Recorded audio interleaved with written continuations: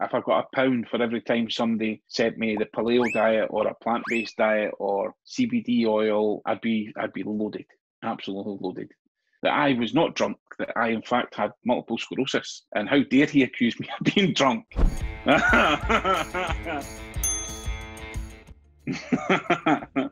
Do you know, it's we talked about this other day there actually, one of my friends, that the one thing about COVID is I found is that it seems to give certain types of people this false aura of authority, that they have a right to say, to almost police people for not socially distancing, or they've not sanitised their hands when they walked in that shop, or whatever it may be. And I, you know what, I kind of just say, if I look after myself in my house, that's all that matters.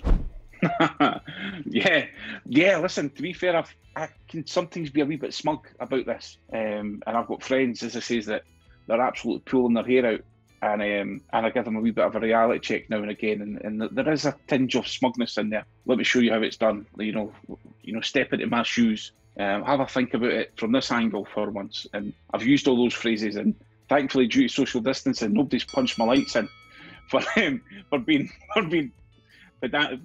patronising or cheeky to them. So it's, yeah, lockdown's got its pluses at certain times.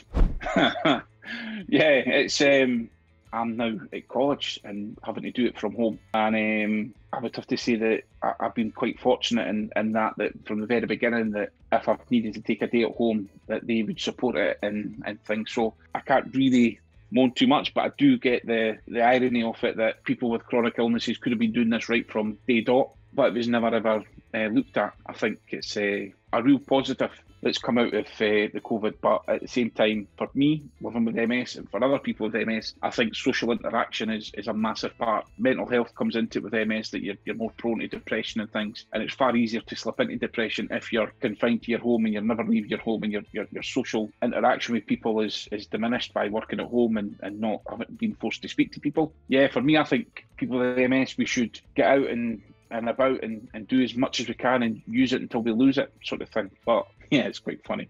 Do you know what? The brain fog is funny, and I'm going to talk about a time when I hadn't been diagnosed yet, and I think everybody with MS will tell you the same thing, is that once you've been diagnosed, you look back at incidents in your life and go, shit, that was a symptom.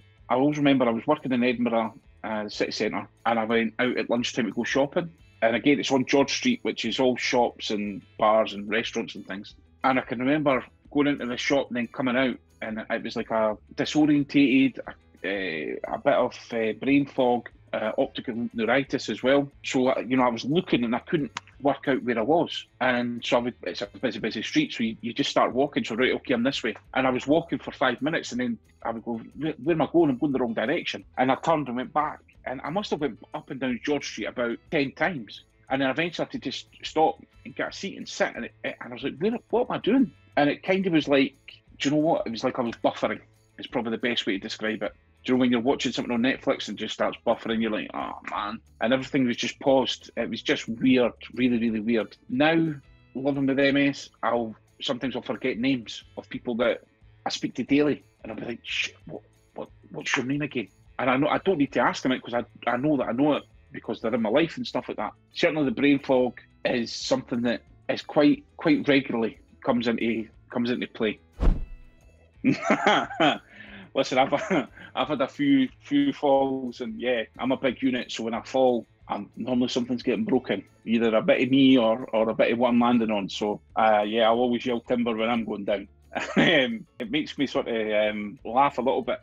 And it reminds me of a story, and I probably shouldn't admit this, but I was out one night with friends. I'd had one too many baby shams, and for those of you too young to know, baby shams, like a non-alcoholic sort of juice or whatever it was. Anyway, I was going to a place in George Street in Edinburgh, which is kind of where all the pretentious sort of posh bars, snobby bars are. And I got out of the taxi and stumbled and fell, and I got back up and dusted myself off. And I went to get into the bar, and the doorman said, no, I'm sorry. I've just watched you fall out your taxi. You're far too much to drink. I became so offended, and he explained to the doorman, who was just doing his job, and he was actually spot on and right, that I was not drunk, that I in fact had multiple sclerosis. And how dare he accuse me of being drunk? And made the guy feel quite bad about it. So lo and behold, me and my friends got into the bar, and as an apology, got a VIP table and a couple of bottles of champagne. And I felt a little bit guilty about it in the morning, but at the time, I liked the bubbles. I'm sorry. So yeah, sometimes MS has a little bit of a benefit, and yeah, I've got to put my hands up and admit that I was pissed and I fell and took advantage of it. And yeah. Listen, 100%. You know, you can have these ideas and goals and aspirations of what you want to do, and MS I'll find a way of tripping you up or letting you fall into a hole. And I guess it's a case of finding something that you can do even on your worst days, or finding something that you can do that's your passion or that you love when you're in those sort of 50-50 days, that actually, do you know what, you could justify staying home and staying in bed, but actually I love doing what I'm doing, so it drags you out your bed a little bit. For me, I've came to terms with the fact that I've got MS, and it's something that is on my mind all the time. And all my plans are done in a way that if MS hits me in certain ways, I can still maintain this plan. And I think that's all we can do. You know, people living with MS, varying different degrees of issues. Some much worse than me, some much better than me, and we've all just got to find a little bit of purpose. Maybe we've just got to find our own way. There's no magic cure coming out. I don't think there's not going to be a magic technique or strategy to use. We just have to find what works for you and run with it. And for me, I find humour gets me through a lot of it. I've had some really uncomfortable times, some really horrible times, and I think that the fact that I don't mind taking the piss out of myself gets you out of a lot of trouble. Oh man, yeah, I get this 100%. Mornings, I can feel like, yeah, I'm absolutely drained, don't want to get up. Afternoon, again, you feel like you cannot keep your eyes open.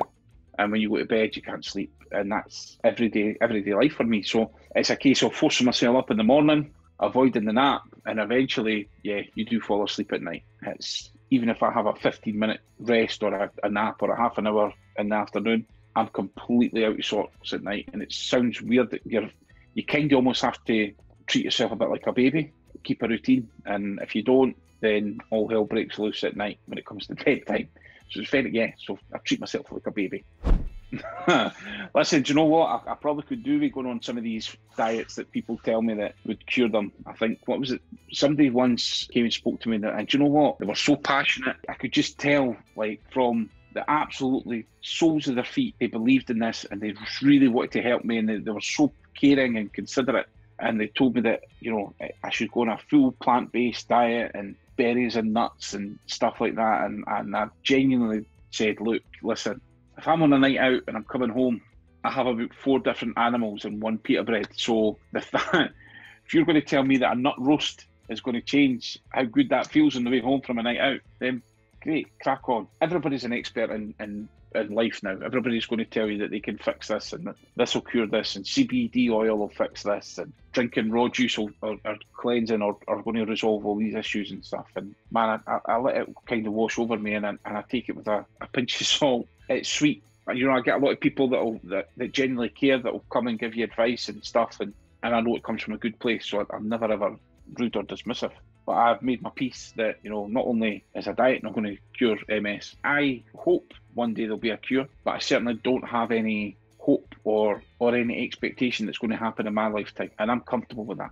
As sad as that may sound, and perhaps some people might say that sounds defeatist or negative. It's certainly not, because I'm happy. I'm in a place in my life just now where I've probably never been as happy now as I've ever been. You know, I'm happier today than I was yesterday, and vice versa. You know, if I got £1 for every time somebody sent me the paleo diet or a plant-based diet or CBD oil or what was else, loads, I'd be loaded, absolutely loaded. Do you know what, right? This is maybe, I don't know if it's me, but I've noticed that sometimes people with MS are they get quite offended, or people with disabilities or illnesses get really really annoyed when people still ask about, oh, do you still have MS? The people don't know. And I don't ever get offended or upset with somebody not knowing something, because why should they? Unless they've got MS, or unless a family member's got MS, they're going to know nothing about it. There are millions of conditions out there that I know absolutely zero about, and I think sometimes people just get a little bit too precious and a little bit too wrapped up in their own bubble, that they forget that actually the whole world keeps going and not everybody knows about MS. And I tend to try and again find the humour in it. You know, when somebody will say, "Oh, aye, my MS, aye, my cousin had that. Aye, she got cured though. She was fine." Don't know what their cousin had. I didn't even get into the conversation. Didn't correct them. I just went, "Oh, brilliant sound, great. Have a good night now," and just keep walking. Got to love a bit Sheldon Cooper. Listen, do you know what's funny? Is when people know that you've got MS, you could look like an absolute baggy and you're going to get a compliment because people's perception is that you're absolutely done in, that you're in a wheelchair, that you can't talk, you can't walk. And I sometimes think that MS gets confused a little bit at times for other conditions that are a bit more severe. So when you walk into a room and you're dressed normally without your dinner doing your t-shirt, and they go, "Oh man, you look so well, you look great. Didn't look like you got anything wrong with you at all." And that's because they just don't have an understanding of it again. And it's, I mean, I've got to be honest, maybe it's because I love getting a compliment. Somebody's got to tell me I'm looking great. I'm like, fantastic. You know, say it again. What was that? But again, I've seen it as well within the MS community that at times people can get rather defensive and rather touchy about that. And from my point of view, no, it's not. People can say I don't look ill and I look all right as much as they want. MS Warrior. I've not used that one for a while.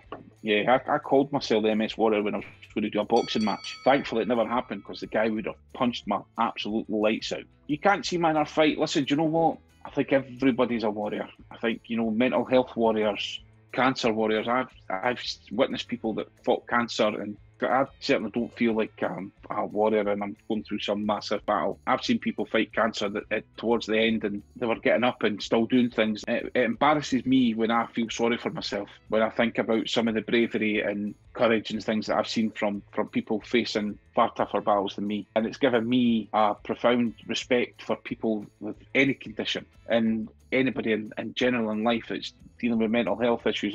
Listen, I've suffered as well mentally at times through coming to terms with MS and other things in life. And it goes down to that. There was a whole Be Kind movement came out. You don't know what the battles other people are facing. And I think that meme sums up to me, rather than it being purely an MS warrior, you can't see my internal battles and things. I think that applies to everybody. I am absolutely deeply morally offended by you saying this to me. You know, that's legal tender. You know, and I went down I've got multiple sclerosis, and the guy sort of went, "How am I meant to know that?" And I showed him my Bean versus MS page and stuff, and he was hugely apologetic. And if you're watching, I hope you're not. I hope I never get caught for this, but I apologise. I'm sorry.